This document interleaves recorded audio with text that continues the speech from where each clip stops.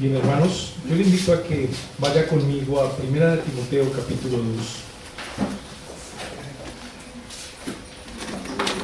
1 de Timoteo capítulo 2.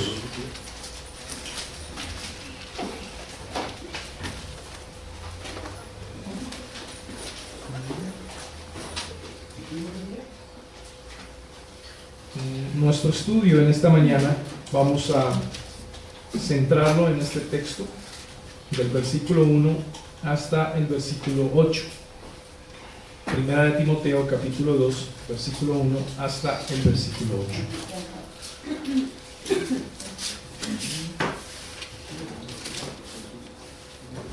Y el tema principal es la oración. Ese realmente es el tema. Como la versión Reina Valera pone el título Instrucciones sobre la oración. Realmente ese es el tema que nos corresponde en esta mañana. Quiero que por favor leamos estos 8 versículos, del versículo 1 hasta el versículo 8.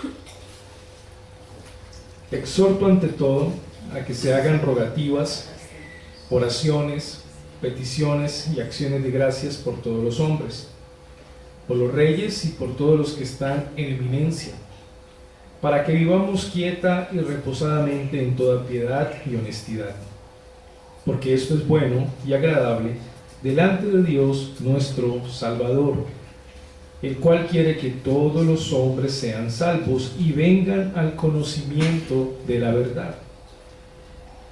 Porque hay un solo Dios y un solo mediador entre Dios y los hombres, Jesucristo hombre, el cual se dio a sí mismo en rescate por todos, de lo cual se dio testimonio a su debido tiempo. Para esto yo fui constituido predicador y apóstol. Digo verdad en Cristo, no miento, y maestro de los gentiles en fe y verdad. Quiero, pues, que los hombres oren en todo lugar, levantando manos santas, sin ira ni contienda. Encomendémonos a Dios. Nuestro buen Señor, nuestro buen Padre, estamos aquí reunidos en este día, en el día del Señor. Hemos venido con un corazón dispuesto a escuchar tu palabra, a levantar nuestra oración delante de ti, sabiendo que tú, Señor, nos escuchas, que tú inclinas tu oído a la oración de los justos, y como lo dice tu palabra, levantar rogativas, oraciones, peticiones, acciones de gracias. En este día, Señor, agradecemos la oportunidad que nos das de reunirnos como iglesia, como congregación. Agradecemos el hecho de que por tu resurrección nosotros estamos aquí. Si no fuera por la resurrección, vana sería nuestra fe. Y un día como estos, Señor, tú resucitaste entre los muertos, venciendo al pecado, al mundo y a la muerte. Y por esa gran victoria, Señor, que obtuviste, nos has podido dar a nosotros vida, vida en abundancia, vida eterna. Y por eso nosotros hoy estamos gozosos, felices, alegres, Señor. Somos bienaventurados, bienaventurados no en nuestros propios méritos ni en nuestras propias obras, bienaventurados en los méritos, en las obras de Cristo. Toda la grandiosa, majestuosa obra que hiciste por nosotros, Señor. Desde el gran amor con que nos amaste antes de la fundación del mundo. Las riquezas de tu gracia aplicadas a nuestros corazones por tu Espíritu Santo. Aquel llamamiento eficaz, aquella obra de regeneración, de arrepentimiento y fe. Aquella obra legal que nos declaró justos un día y nos declaró hijos tuyos. Aquella obra continua de tu Espíritu Santo en nuestra santificación.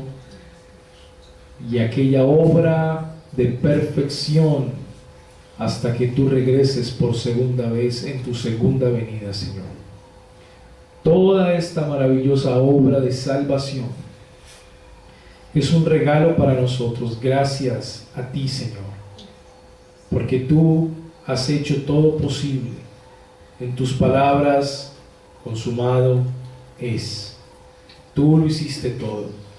Tú obedeciste perfectamente los mandamientos.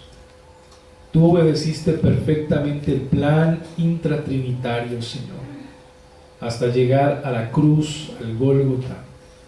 Absolutamente nada detendría tus planes. Señor, hoy queremos adorarte, hoy queremos alabarte a ti, honrarte. Queremos reconocer quién eres y lo que tú haces. Tú eres Dios, tú eres Señor, tú eres Rey. No hay nadie como tú. No tienes principio, no tienes final. Eres el Alfa, eres la Omega. Eres nuestra luz y salvación. Eres la fortaleza de nuestra vida. Eres nuestra sombra y amparo, nuestro pronto auxilio en la tribulación. Eres nuestro socorro, nuestro ayudador, nuestra torre fuerte, nuestro libertador. Eres nuestro guerrero, nuestro amigo, nuestro consolador. Eres nuestro sanador, pero también nuestro salvador. Eres nuestro redentor. Eres nuestro victorioso, poderoso Salvador. Señor, hoy nosotros estamos muy agradecidos y queremos reconocerte por todo lo que tú eres, Señor. Eres la persona más importante para nosotros, la razón de nuestro vivir. Ayúdanos en este día, que tu Espíritu Santo nos ilumine, nos dé la capacidad de comprender tu palabra, que aplique cada una de estas verdades a nuestros corazones y que podamos demostrar la imagen de Cristo a través de nuestro fruto, que los demás puedan ver el reflejo de tu imagen en nosotros, para la gloria de tu santo nombre, Señor. En el nombre de Jesús. Amén. Estamos en 1 de Timoteo capítulo 2, versículo 1 hasta el versículo 8. Vamos a hablar un poco de la oración y vamos a estudiar lo que Pablo mismo nos enseña. Inicialmente, son las instrucciones de Pablo para Timoteo. Timoteo es un joven predicador que ha tenido una educación un poco excepcional en la época. Aparentemente no pudo crecer con su padre, así que fue su madre y su abuela quienes lo levantaron en las enseñanzas del Antiguo Testamento, que era lo único que ellos tenían en sus estudios. Pero también en un momento de su juventud pudo conocer al apóstol Pablo. Entonces el apóstol Pablo entró a ayudar a su mamá y a su abuela en la educación y también reforzó ese conocimiento del Antiguo Testamento en Timoteo. Por el mismo testimonio de la carta nos damos cuenta cómo Timoteo pudo conocer a Jesucristo en el Antiguo Testamento. Es decir, que la educación que él recibió no fue una educación meramente en cuestiones de leyes. No conoció simplemente la ley civil, la ley ceremonial o la ley moral, los 10 mandamientos, sino que Timoteo desde muy niño aprendió a ver a Cristo en las leyes, aprendió a ver a Cristo en los profetas del Antiguo Testamento. Podía reconocer una profecía mesiánica que estaba apuntando a aquel que ya había venido, que ya había muerto en una cruz, que ya había resucitado. Él podía ver en las historias del Antiguo Testamento no a grandes héroes de la fe, no a personas que se iban a establecer como modelos a seguir, sino que él podía ver en ellos a alguien mucho más importante, un modelo mucho más perfecto, y era Cristo. Timoteo podía ver en David a Cristo, podía ver en Jonatán a Cristo, podía ver en Salomón a Cristo y su gran sabiduría. Él podía ver en los sumos sacerdotes aquel gran sumo sacerdote que era Cristo. podía ver en los reyes, en su imperfección por contraste al rey perfecto. Y él podía ver en los reyes que hacían cosas que agradaban a Dios, a un rey que hacía todas las cosas que agradaban a Dios. Y él fue educado de esa manera.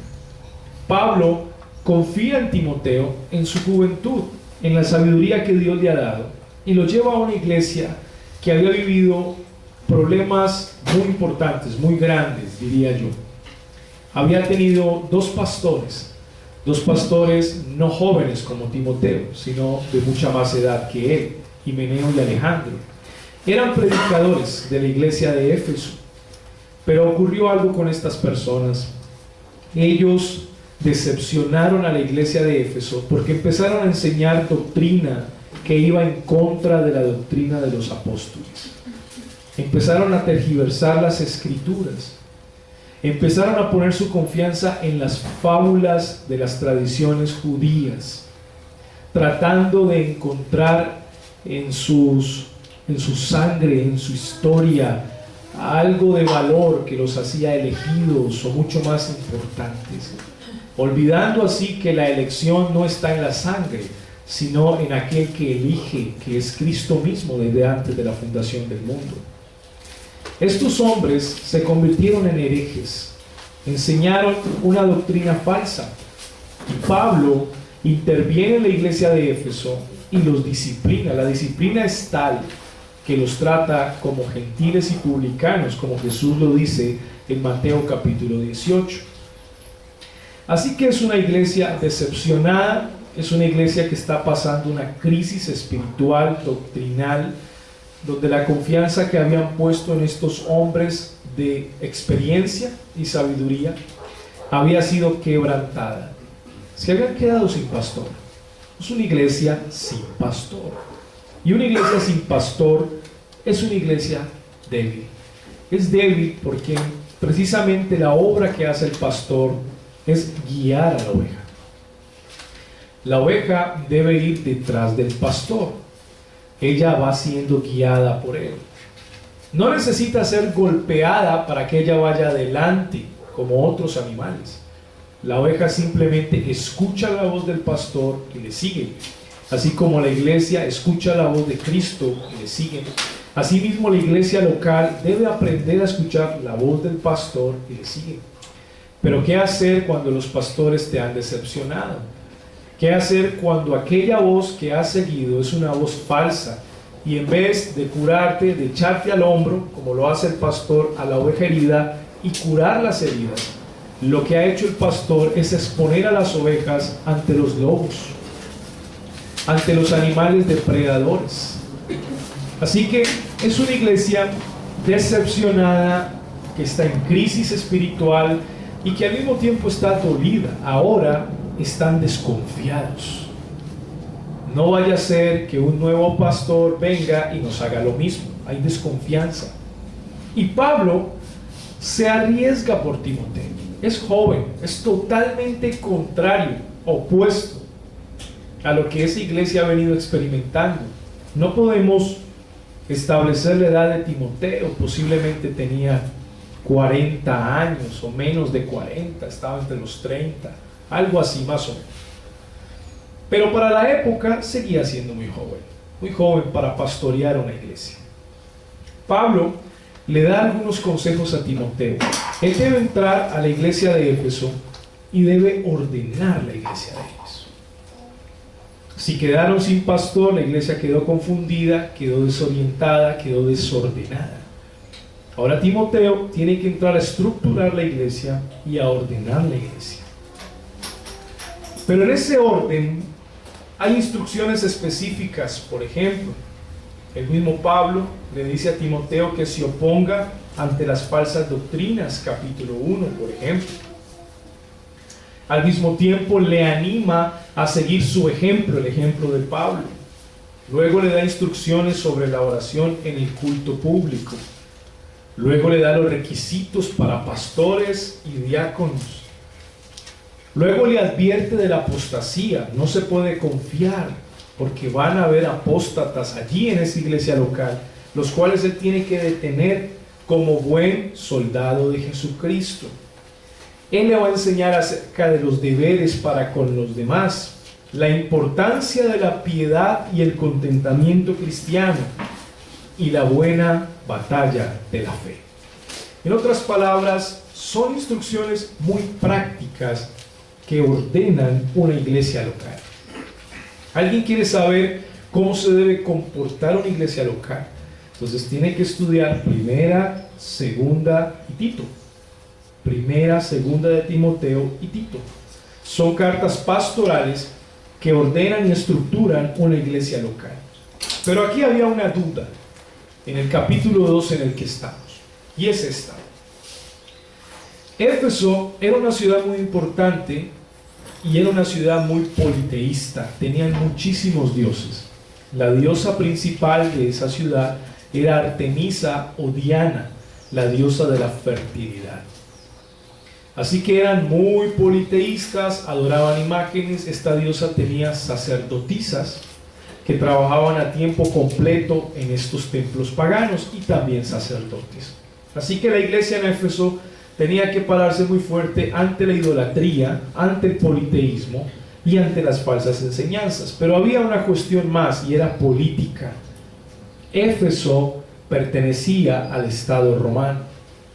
Por lo tanto, ellos a nivel de política en algún punto tenían que someterse al Estado.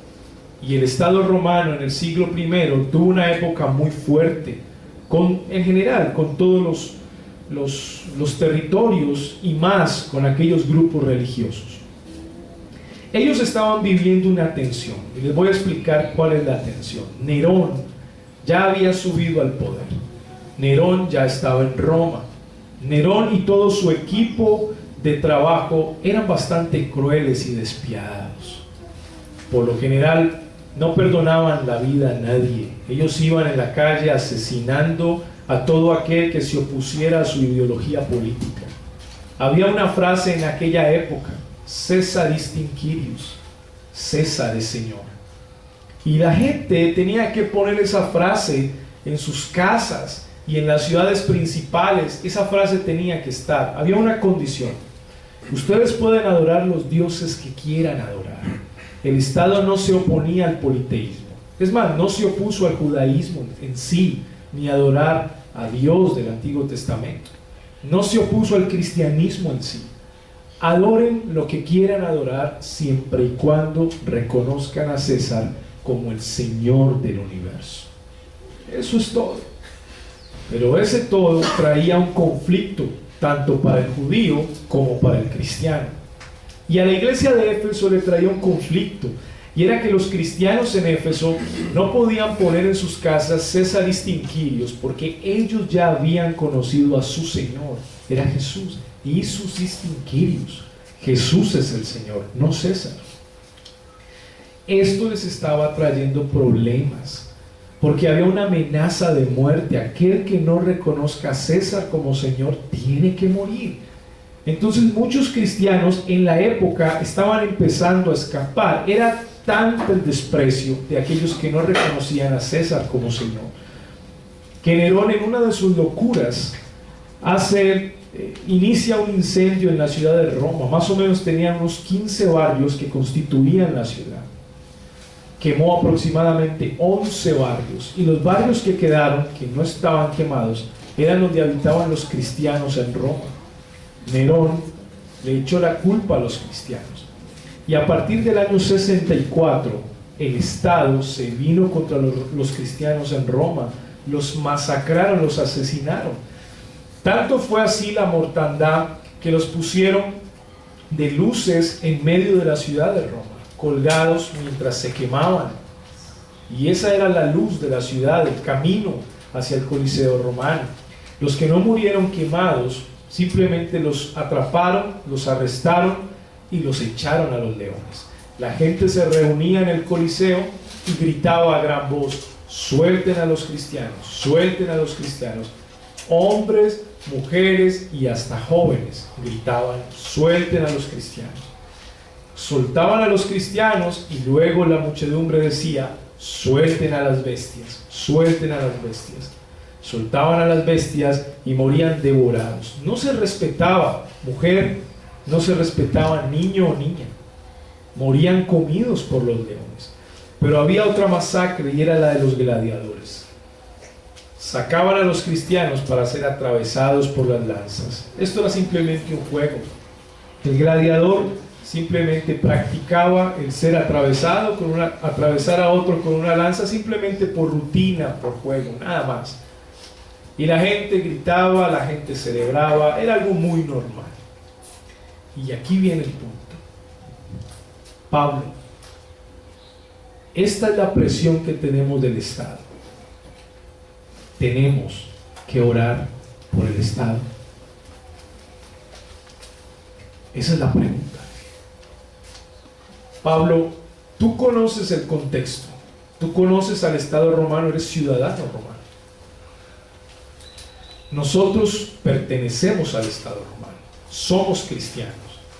La pregunta es, Pablo, ¿tenemos que orar por el Estado?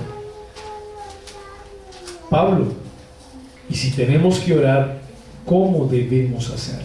Ese es el contexto. Así que, ante esta problemática, Pablo es tajante con lo que va a decir.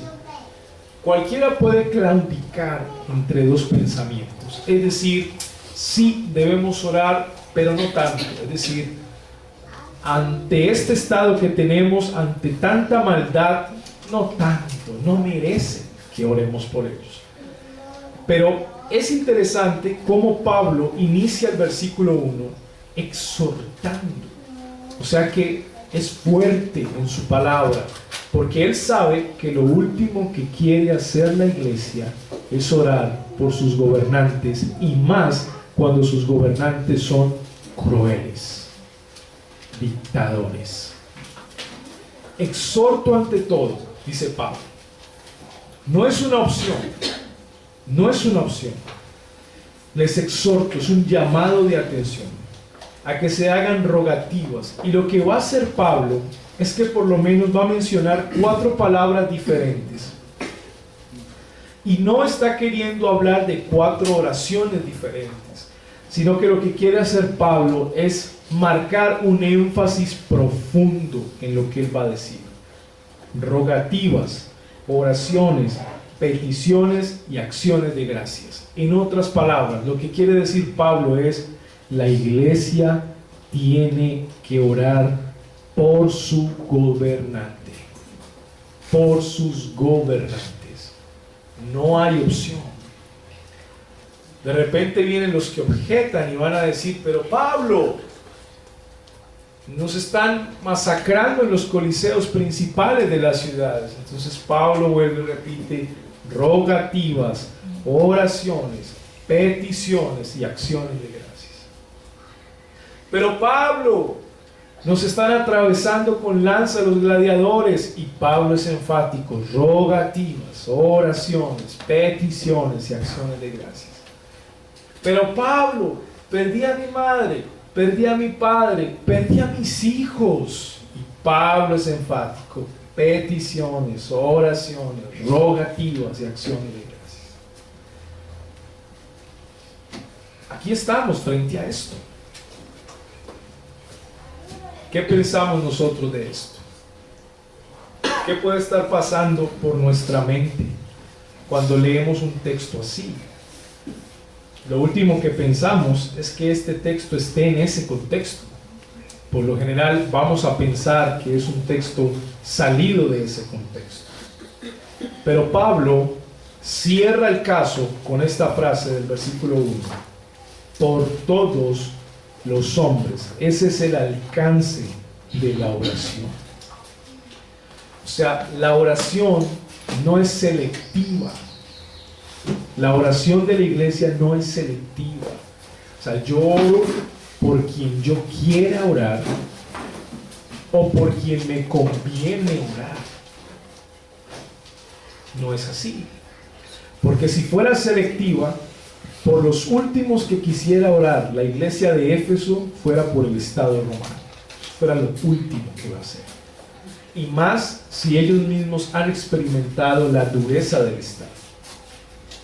Pero Pablo describe el alcance: por todos los hombres.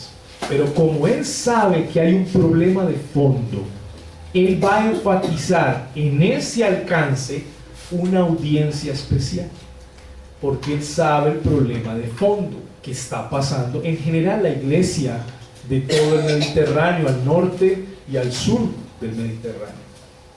Y aquí viene el énfasis: por los reyes, versículo 2, y por todos los que están en eminencia.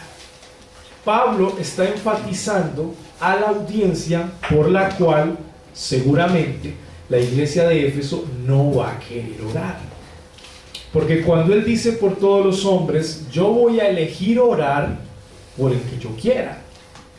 Pero aquí Pablo está limitando eso y está dirigiendo a la iglesia a orar especialmente por los que están en eminencia.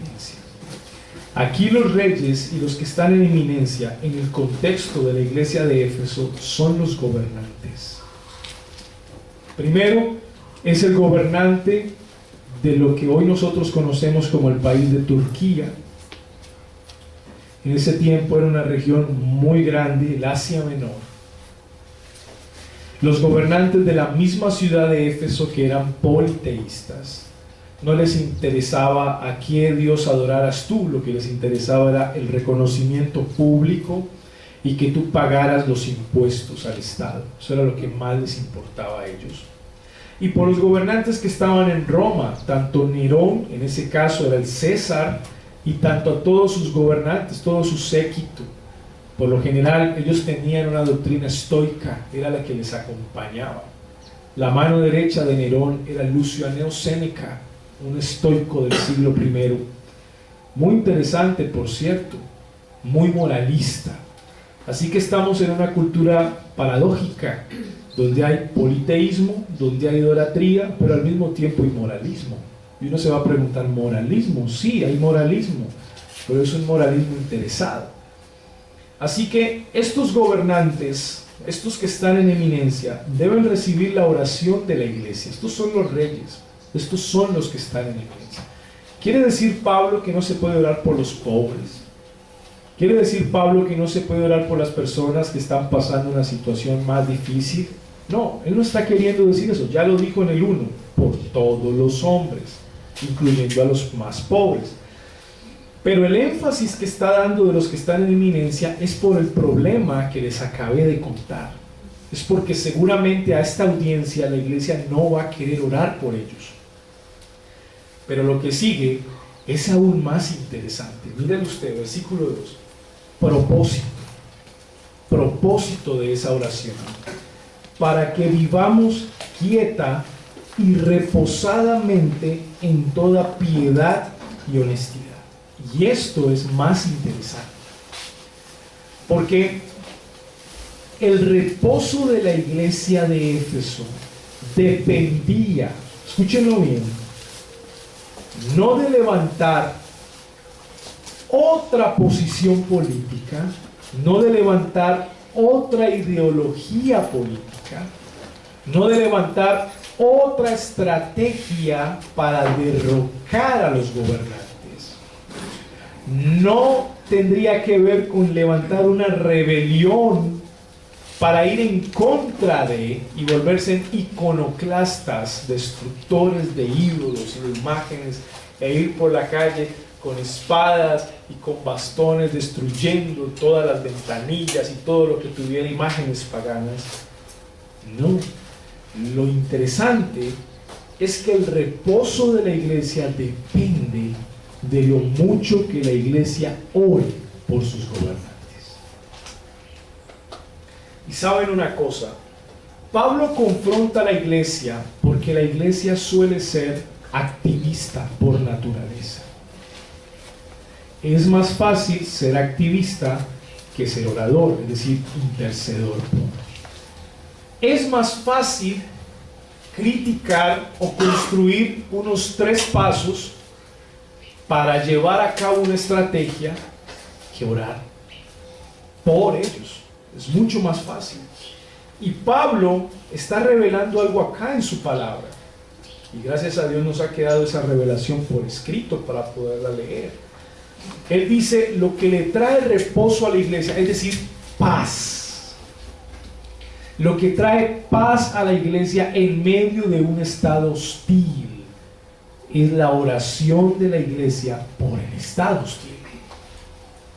Lo que le trae descanso a la iglesia al tener un gobernante soberbio y dictador no es las estrategias ideológicas y políticas de la iglesia, sino es las muchas oraciones que la iglesia hace por su gobernante. Y esto es interesante. Para que vivamos quieta, contrario a activismo, más bien reposa en el Señor, aprende a esperar y reposadamente en toda piedad. Cuando la iglesia ora por los gobernantes, critica menos a los gobernantes. O sea que vive en piedad. La oración se va a convertir en un escudo protector para la iglesia. Un escudo protector donde la iglesia, en lugar de levantar críticas contra el Estado, lo que va a hacer es levantar oraciones para que Dios tenga misericordia por el Estado. En lugar de murmurar contra el gobernante, me voy a juntar con un hermano para orar por el gobernante. O sea que la piedad y la honestidad dependen de la oración de la iglesia. Es por eso que no es piadoso escuchar a creyentes quejándose constantemente y criticando constantemente a su gobierno. No es piadoso. Y mucho menos piadoso es ver a creyentes utilizando las redes sociales para eso. Es menos piadoso. A mí me tocó hablar de este tema, no de este texto, pero algo muy parecido cuando estuve en Venezuela. Yo estuve en Venezuela cuando la crisis estaba en su clímax. Tanto fue así que cuando hice la invitación a los pastores en Colombia, ¿quién quería ir a Venezuela y enseñar? Todos dijeron que no. No puedo. Todos dijeron que no.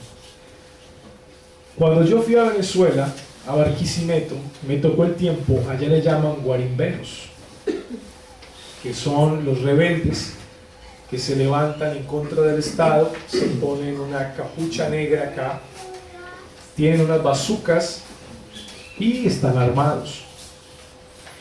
A mí me tocó esa etapa, donde cerraban las calles, por ejemplo, donde no permitían al sistema de transporte funcionar, donde no permitían ni siquiera a los motociclistas trabajar. La gente tenía que quedarse en sus casas porque el que trabajara estaba de acuerdo con el Estado. Es decir, estaba de acuerdo con la política de Maduro. Eso era. Y cuando uno habla de estos temas en ese contexto, esto no suena bien. Y no suena bien porque tienes al frente un dictador que tiene un equipo político el cual has comprado, donde llenas de armas al ejército y compras al ejército para que no te hagan un golpe de Estado. El ejército vive como rey mientras el pueblo se muere de hambre. Es una estrategia política. Entonces, hablar a la iglesia de Cristo en este contexto, donde en lugar de hacer parte de los guarimberos, oren por su estado, oren por su país, no suena bien. Eso no se escucha bien. Y no se escucha bien porque la gente está acostumbrada a ser activista, a hacer justicia por sus propias manos. Esa es la costumbre. Pero Pablo, y creo que el Estado romano era más hostil que el Estado venezolano que hoy hay. Creo que era mucho más hostil y creo que Nerón era mucho más terrible.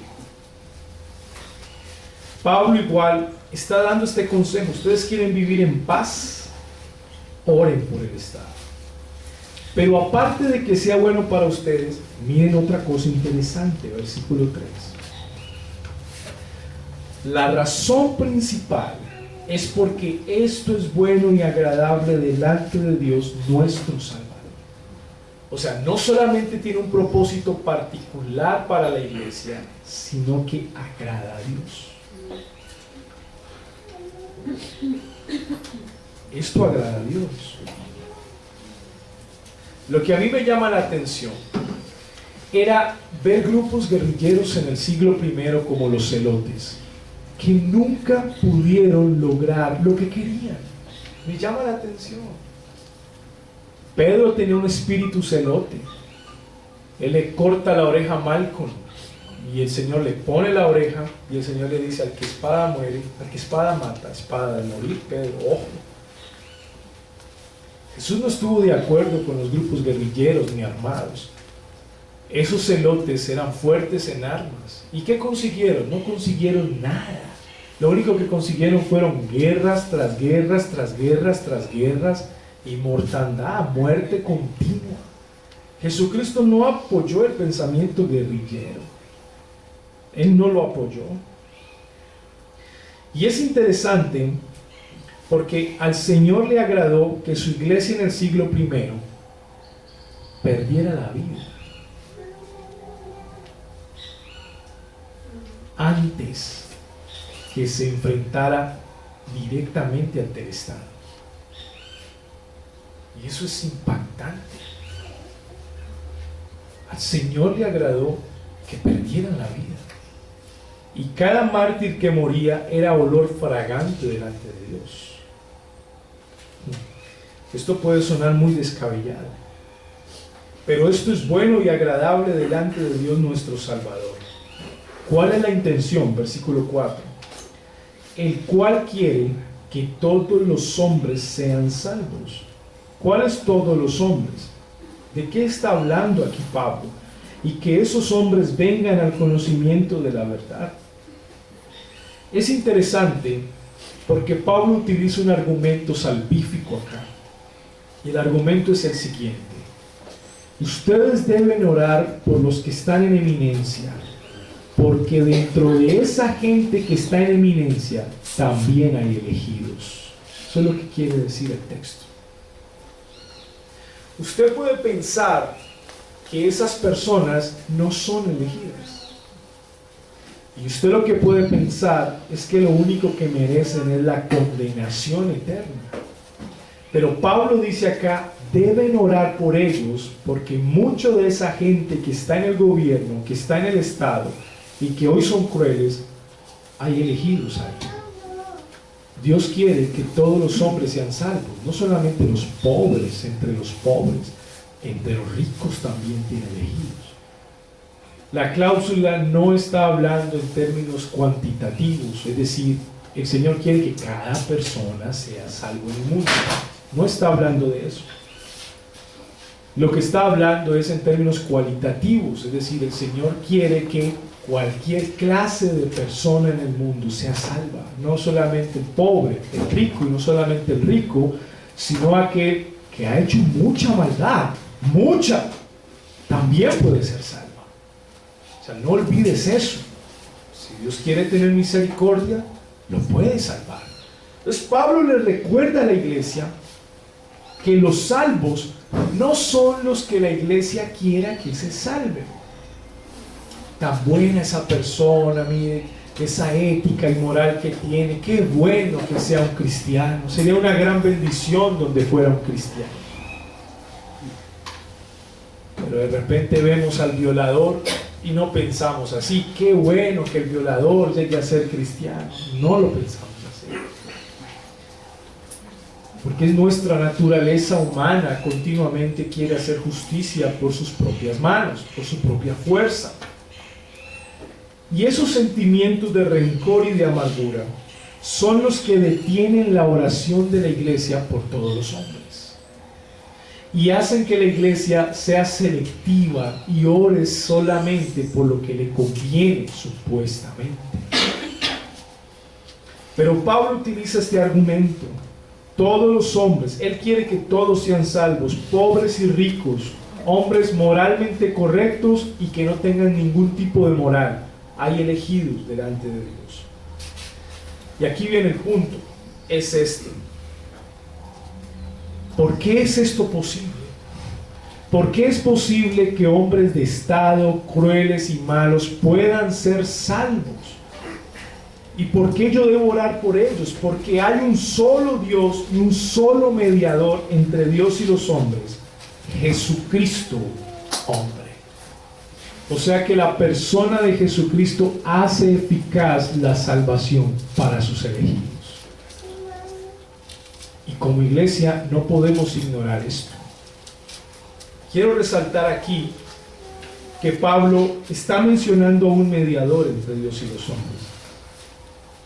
No es María, la madre de Jesús, el mediador entre Dios y los hombres. No es San Antonio, San Ambrosio o ningún otro santo, el mismo San Agustín.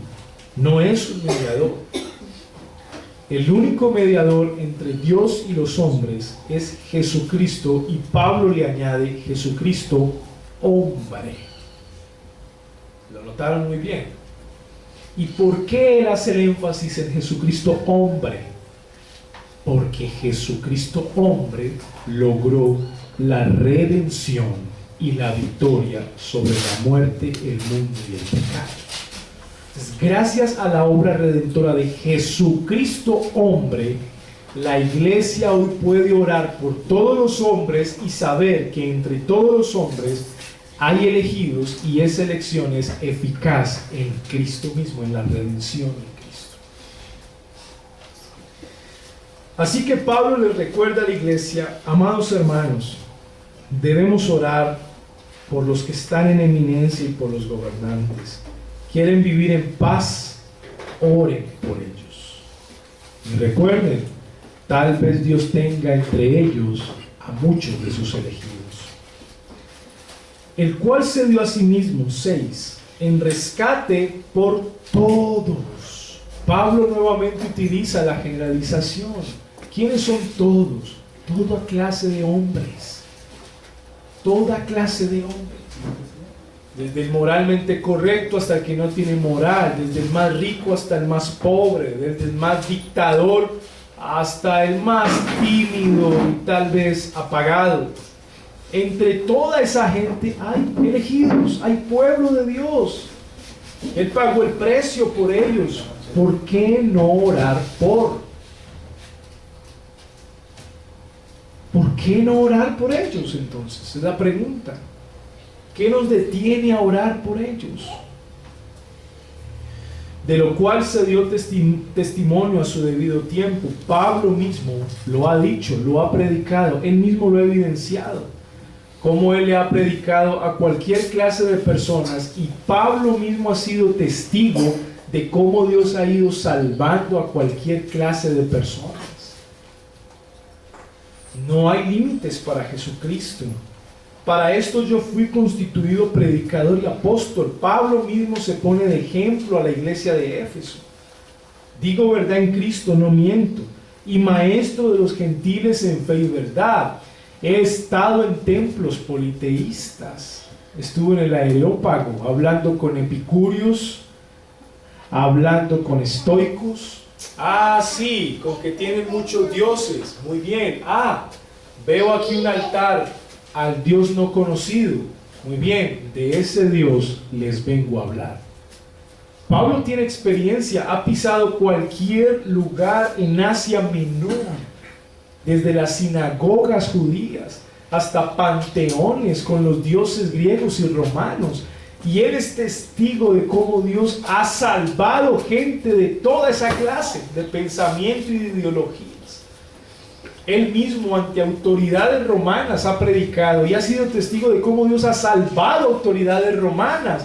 Entonces él ahora anima a la iglesia de Éfeso y le dice: hermanos, oremos por todos los hombres y más por los que nos hacen mal, porque no podemos olvidar que pueden haber elegidos entre esas personas. No se nos olvide, del cual Pablo fue uno de ellos. Pablo fue un asesino, y fue un asesino, tremendo asesino.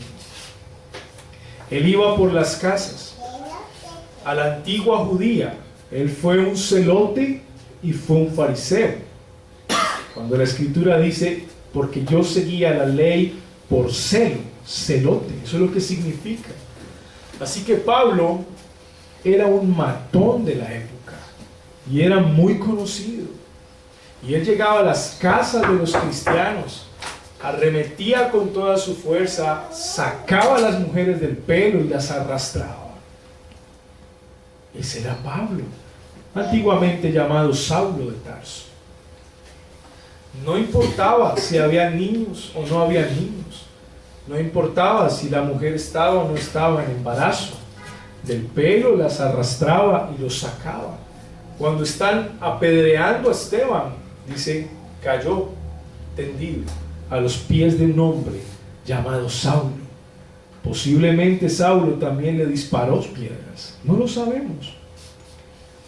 Pero luego que el Señor salva a Saulo, mírenlo bien, lo convierte en el apóstol a los gentiles y le dice, uy Pablo, te he elegido para que sufras por el Evangelio.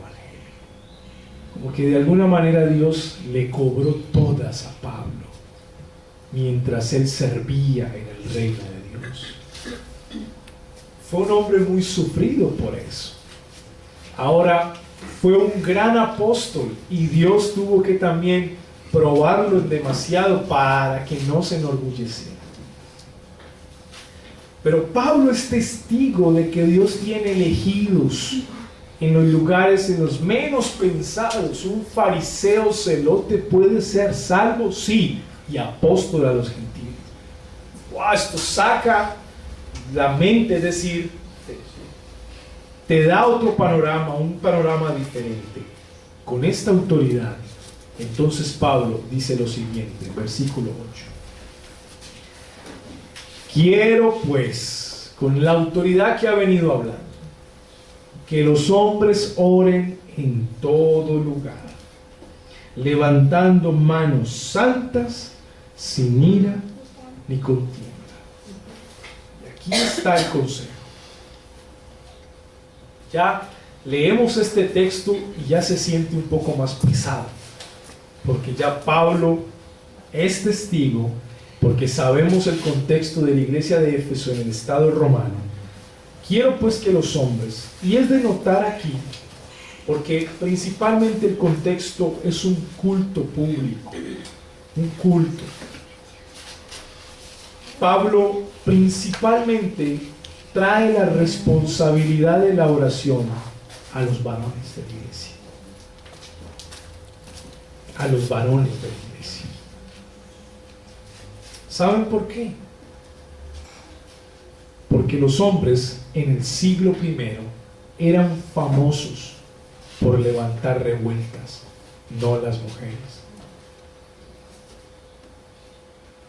Eran los hombres quienes más fácil levantaban una revuelta, quienes más fácil levantaban un grupo guerrillero o un grupo armado para hacer justicia con sus propias manos, eran los hombres, varones, no eran las mujeres. Las mujeres se quedaban en casa con los niños, mientras sus esposos salían armados con espadas y bastones a destruir templos, a saquear lugares, a matar gente. Eran los hombres. La fama estaba en los hombres. Si se reúne un grupo de hombres a maquinar qué van a hacer para derrocar eso es guerra pura. Guerra pura. Pablo, conociendo muy bien el contexto, les dice a los hombres: cambien las armas, cambien las espadas, cambien los bastones, cambien esa mentalidad guerrillera que tienen, hombres, y más bien levanten manos santas, sin ira ni contienda, es decir, alejados de cualquier pensamiento guerrillero. Oren a Dios. Por eso el consejo es específicamente aquí para los varones, que acostumbraban a utilizar sus manos para la guerra. Eran los hombres.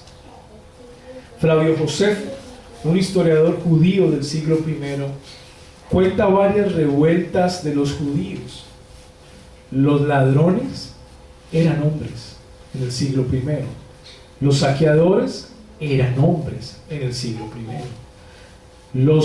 Allá le decían los bastoneros, los sumos sacerdotes, Caifás y el otro es Anás y Caifás, cuando caminaban por las calles de Jerusalén o entre Palestina, tenían un séquito de varones que eran los bastoneros, y cada uno de ellos llevaba un bastón. ¿Para qué era eso? Para golpear a la multitud y poder abrir paso y los sumos sacerdotes caminaran, algo así tipo escoltas, porque cuando los sumos sacerdotes salían a la calle, la gente se agolpaba, ¿sí?, tipo celebridades, a verlos, a escucharlos, a tocarlos, y los bastoneros, sin ninguna compasión o misericordia, daban garrotazos a cabeza, cuello, pecho, espalda al que se le atravesara, y la gente caía al piso. Mujeres, hombres, niños caían alrededor de los sumos sacerdotes. Los hombres tenían mala fama.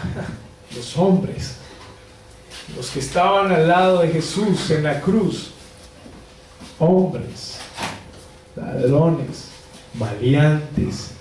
Los hombres tenían muy mala fama, muy mala fama. Y Pablo dice eso: varones, a ustedes que les gusta pelear, a ustedes que les gusta armar revueltas y planes, guerras, matar, robar, saquear, purifiquen sus manos, levántenlas al cielo y cambien todo eso por la oración. Oren al Señor y oren por sus gobernantes.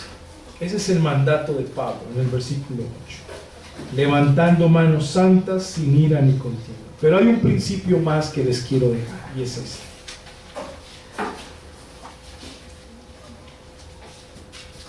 el hombre en el siglo I tenía gran influencia en su casa, en su familia, mucha influencia. Por lo general, lo que era el hombre, así era su familia. Tenía mucha influencia, demasiada influencia. Pablo está construyendo una estrategia, y es esta: si ustedes como varones cristianos se alejan de las armas y de todo pensamiento contrario a la Biblia y empiezan a orar al Señor, sus familias, quienes están bajo su autoridad, empezarán a valorar más la oración y les seguirán, les copiarán ese ejemplo en la oración. Ellos van a orar con ustedes porque van a ver en ustedes hombres no de guerra, sino de paz en la oración. O sea que Pablo también tiene en mente una estrategia familiar. Si los hombres en la iglesia empiezan a orar más, sus familias van a orar más y la iglesia va a orar más. Y es un llamado a la oración para toda la iglesia primeramente.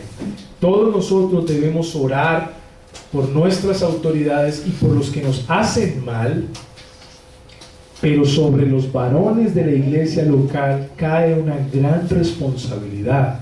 El hombre, el varón de la iglesia local, debe ser ejemplo en oración. Debe ser ejemplo. Y tristemente, y no lo digo triste por la práctica en sí, sino por los hombres, las iglesias evangélicas más contemporáneas, quienes más oran en la iglesia, son las mujeres. Se hace un culto de oración entre semana, puras mujeres. Anteriormente se hacía un devocional en la mañana para orar, bien temprano en la mañana. ¿Quiénes venían a orar? Solo las mujeres. Hermanos, no es que esté mal que oren las mujeres, pero la pregunta es: ¿y qué de los hombres? ¿Qué pasa con la oración de los hombres? El hombre debe ser el que más ore en su casa y el que más ore en la iglesia. Es el hombre. Así que quiero terminar, amados hermanos, con esto. Pablo nos exhorta en esta mañana a nosotros a la oración, pero especialmente a orar por las personas que inicialmente no queremos orar, por las que no queremos orar. Segundo, a través de esto vamos a tener paz y reposo como pueblo de Dios. 3, vamos a agradar a Dios. 4, vamos a tener una conciencia de que no importa la clase, hay elegidos de Dios ahí. Por eso nuestra oración tiene que ser constante y eficaz. Y 5, especialmente hombres de la iglesia, ustedes deben ser hombres de oración. Cambiar la violencia, cambiar la ira, cambiar el carácter desenfrenado ante las familias y ante la iglesia por la oración continua. Y el ejemplo más grande de esto fue nuestro Señor Jesucristo, hombre de oración continua. Nos dio ejemplo en eso. Sigamos el ejemplo de Cristo. Demos gracias a Dios. Señor, te damos gracias en esta mañana por la oportunidad que nos has dado de escuchar tu palabra, este estudio, esta enseñanza y recordarnos lo importante de la oración. Estas instrucciones en la oración, Señor, que nos sirven para ser edificados, ser exhortados y ser consolados, Señor. Perdona nuestra ignorancia y nuestra falta de disposición para orar. Y más de orar por aquellos que tal vez a nuestros ojos ni siquiera se lo merecen. Pero no se trata de merecimiento, se trata de que tú quieres que todos sean salvos.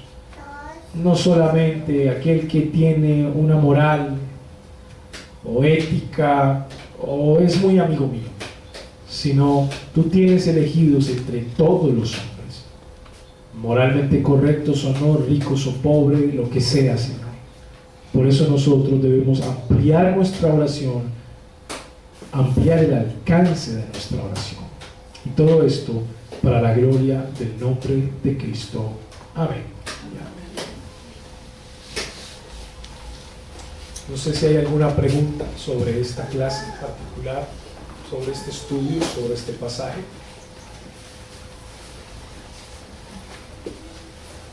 Hermano, tengo una duda. ¿Hombres y mujeres se pueden juntar ahora? ¿O los hombres aparte? Se pueden juntar a orar, sin embargo, yo recomiendo que cuando hay un grupo de personas, y en ese grupo de personas hay hombres, yo recomiendo que la oración sea dirigida por los hombres, por los varones. Porque nosotros los varones cargamos esa responsabilidad primaria. Entonces no es un tema como de que está bien, oren ustedes, hermanos, y ya lo pasamos a las mujeres. No.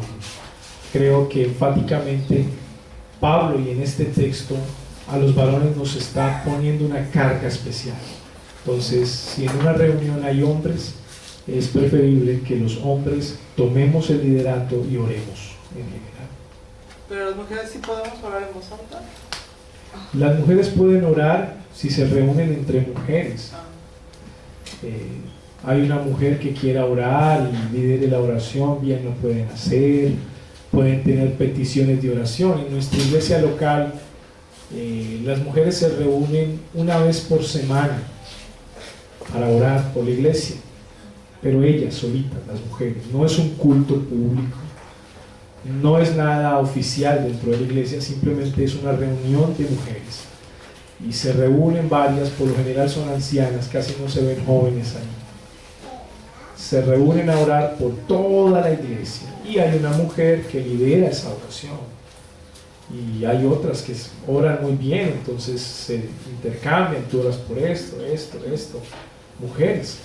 Y también entre ellas mismas, ya la mujer más experimentada, la que tiene más bagaje teológico, puede dar un corto mensaje, una explicación a esas mujeres antes de orar, y ya oran entre ellas. Pero si esas mujeres van a un grupo donde hay varones, entonces se espera que el varón tome el liderato y sea el que ore.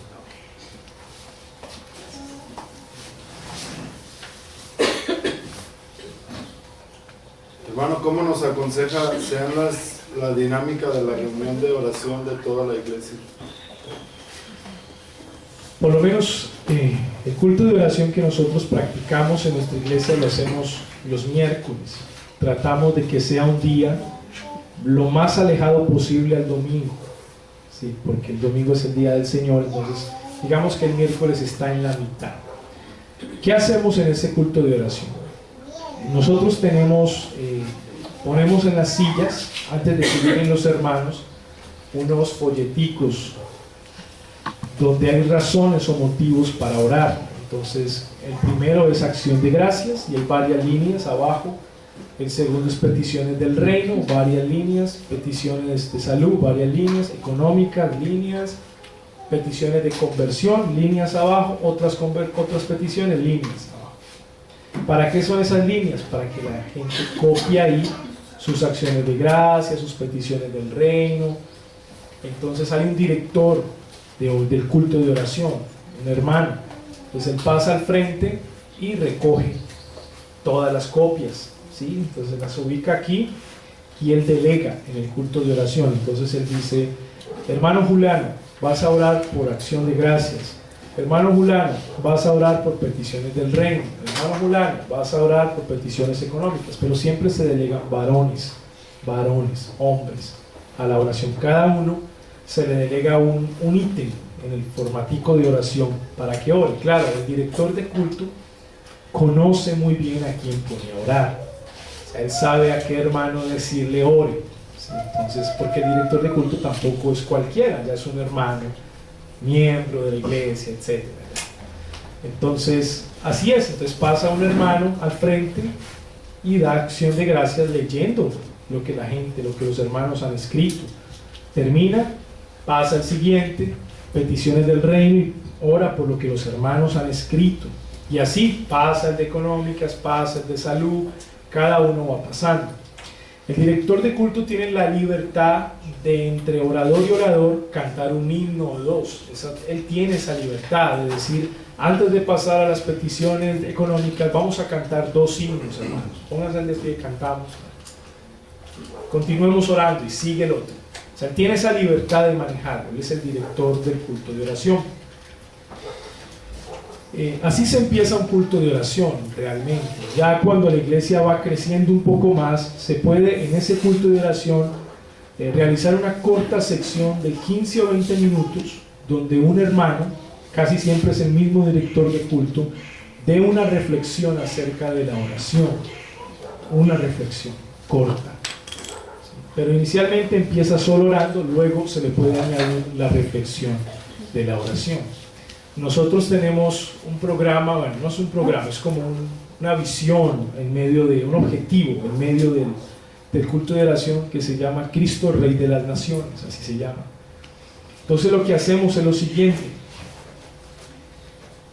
antes de que llegue el culto de oración el miércoles, se le manda a todos los hermanos de la iglesia una nación, la información de una nación.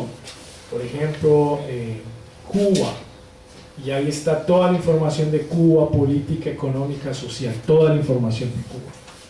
Entonces el director de culto, en ese periodo en que está orando por las peticiones, separa un momento para hablar de Cuba. Entonces él dice: hoy vamos a orar en este culto de oración especialmente por Cuba. Cuba es un país que tiene tantos habitantes, 5 minutos tarda eso. Su presidente es tal, su política es tal, las iglesias cristianas son estas, allá hay una iglesia bautista reformadas, etc. Habla del país y luego ora por el país. Entonces cada miércoles estamos orando por un país diferente del mundo, por un país diferente. Eso es lo que hacemos realmente en el culto de oración.